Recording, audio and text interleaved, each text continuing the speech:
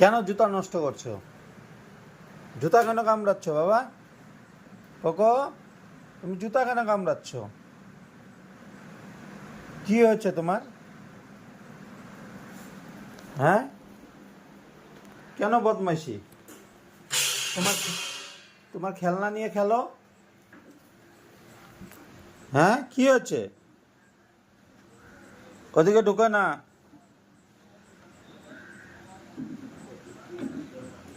কেন বদমাইশি করছো সকাল সকাল? ভালো বাচ্চা না?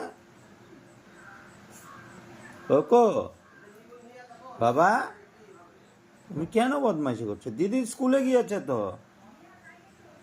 বাবা, দিদি স্কুলে। কোথায় যাবে? মা তোমার